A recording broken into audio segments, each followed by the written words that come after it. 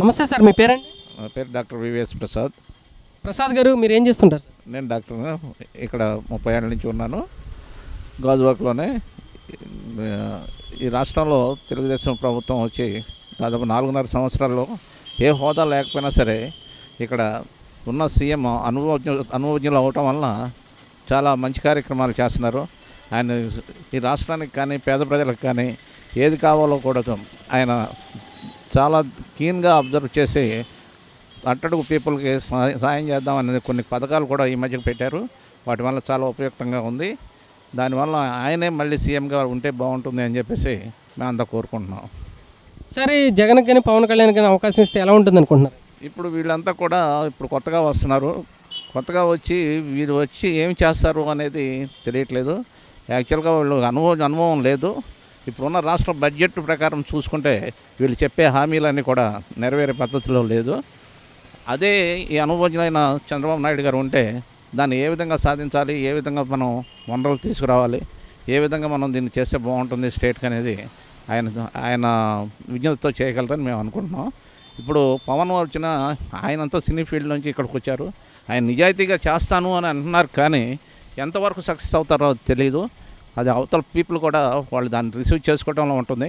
కానీ యువతే కాదు, దీంట్లో మేధావులు కానీ పెద్దవాళ్ళు కానీ అందరూ కూడా ఆయన చెప్పింది ఆలకించి కనుక చేస్తే నిజాయితీగా పాలన చేస్తే చాలా బాగుంటుంది.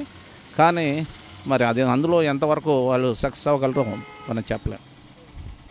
జగన్ గారి పరిస్థితి ఎలా ఉంటుంది అనుకోండి? జగన్ గారికి మరి కొంచెం మరి ఆయనము దాదాపు పార్లమెంట్లో కానీ లేకపోతే ఇక్కడ శాసనసభలో కానీ ఉన్న ఎమ్మెల్యేలతో ఫైట్ చేయాల్సింది పోయి గవర్నమెంట్లో ఏమేమి లోపాలు ఉన్నాయి అవి కనుక్కొని వాటి మీద చర్చించి వాళ్ళని ఎదుర్కొని ఈ విధంగా చేస్తే బాగుంటుందని సలహా కానీ సూచనలు కానీ ఇస్తే బాగుండేది. కానీ ఆయన పాదయాత్రని చేశారు, అది బాగానే ఉంది. ప్రజలకు మంచి చెడ్లు కనుక్కున్నారు. రేపు గవర్నమెంట్లో వచ్చిన తర్వాత ఇవన్నీ సాధ్యమయ్యే హామీలు కూడా అలా ఇవ్వకూడదు. హామీలు సాధ్యమైనంత వరకు ఇవ్వగలిగినవి ఇవ్వాలి. కానీ కొన్ని ఆయన చెప్పారు, కొన్ని చేయలేను అని చెప్పి మొహమాటం లేకుండా చెప్పారు, అది బాగానే ఉంది. కానీ కొన్ని ఉచితంగా ఇస్తాను అని చెప్పేసి 5,000 3,000 వీళ్ళంతా రాజకీయ నాయకులు ఎవరైనా సరే అది ఆ విధంగా ఇవ్వడం అనేది మంచిది కాదు. దానివల్ల మనకు రాష్ట్ర ఖజానాకి కానీ లేకపోతే రాష్ట్ర ఆర్థిక పరిస్థితి కానీ దెబ్బతింటుంది. కాబట్టి ఆయన కూడా విజ్ఞతతో చేయాలి అని అంటే కొంత అనుభవం రావాలి. ఆయన వచ్చిన సీట్స్ని కనుక యూటిలైజ్ చేసుకొని గవర్నమెంట్తో ఫైట్ చేసి కనుక చేస్తే బాగుండేది. పార్లమెంట్లోనూ రిజైన్ చేశారు. ప్రత్యేక హోదా గురించి ఆయన చాలా ఫైట్ చేయాలని చూశారు, కానీ సక్సెస్ అవుతారు లేదు అనేది మాత్రం తెలియట్లేదు. అవతల మోడీ గవర్నమెంట్ చూస్తేనేమో చాలా మొండిగా ఉంది. ఈ రాష్ట్రానికి ఇంకేమీ ఇవ్వకూడదు అనే పద్ధతిలోనే ఈ నాయకుల యొక్క ప్రవర్తన కూడా ఉంది. సో అందుకని రేపు ఏమవుతుంది అనేది కూడా ఈ ఎలక్షన్లో చెప్పలేము. ఓవరాల్గా అయితే చంద్రబాబు గారు వస్తేనే స్టేట్ డెవలప్మెంట్ చంద్రబాబు గారు రావడానికి కారణం అనేది ఆయనకు అనుభవం ఉంది కాబట్టి చేయగలరని నేను అనుకుంటున్నాను. కానీ ఓట్ బ్యాంకింగ్ పర్పస్గా ఈ విధంగా స్కీములు పెట్టడం అనేది కూడా ఒక రకంగా తప్పే. ఆ విధంగా కూడా చేయకూడదు. ఎందుకంటే రాష్ట్ర ఖజానాకి చాలా నష్టం కలుగుతుంది.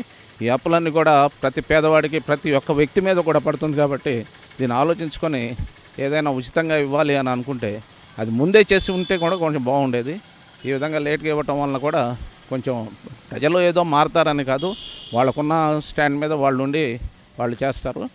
కాబట్టి రాష్ట్ర భవిష్యత్తు కొద్ది 2-3 నెలల్లో తేలబోతుంది. Thank you sir.